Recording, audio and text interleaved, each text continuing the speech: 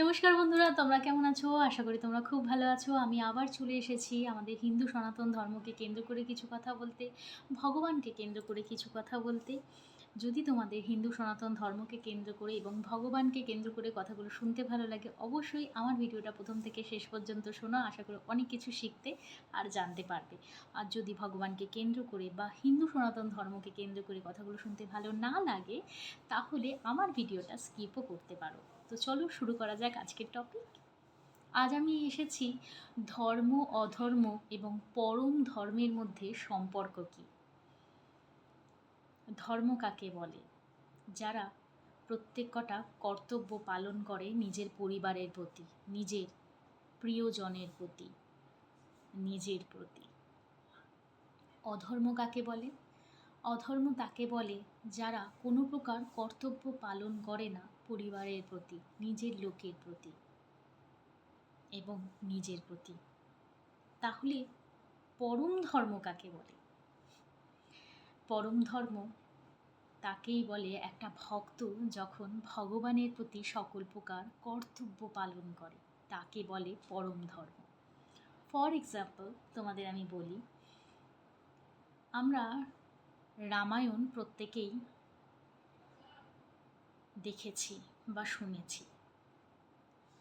ভগবান রামচন্দ্রকে 14 বছরের জন্য মাতা কৈকেয়ী বনবাসে পাঠিয়ে দিয়েছিল এবং ভগবান রামচন্দ্রকে বনবাসে পাঠানোর পর ভরতকে রাজা ঘোষিত করা হয়েছিল এবং ভরত সেটা কিন্তু মেনে নেয়নি।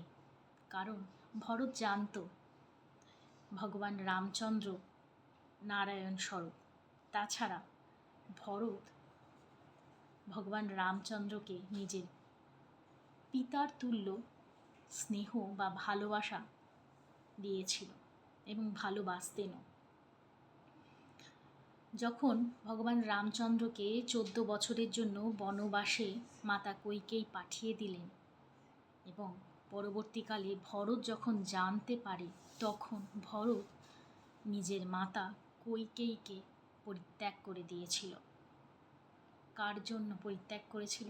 স্বয়ং নারায়ণের জন্য, অর্থাৎ ভগবানের জন্য। তাই এখানে ভরতকে কিন্তু কোনো প্রকারের দোষী মানা হয় না, কারণ ভরত পরম ধর্ম কর্ম করেছিল। ভগবানের প্রতি কর্তব্য পালনের জন্য নিজের ধর্মটাকেও পরিত্যাগ করেছিল। কারণ ভরতের কাছে ধর্ম ছিল তার মাকে সম্মান দেওয়া, মাকে ভালোবাসা, শ্রদ্ধা করা। কিন্তু সেই মা যখন ভগবান রামচন্দ্রকে 14 বছরের জন্য বনবাসে পাঠিয়েছিল, তখন সে ধর্ম অধর্ম মাঝখানে যে পরম ধর্ম, সেই পরম ধর্মের পালন ভরত করেছিল। তাই রামায়ণে ভরতের বিষয় সুখ্যাতি করা আছে, তার কারণ সে পরম ধর্ম পালন করেছিল, সে ভগবানের প্রতি কর্তব্য পালন করেছিল।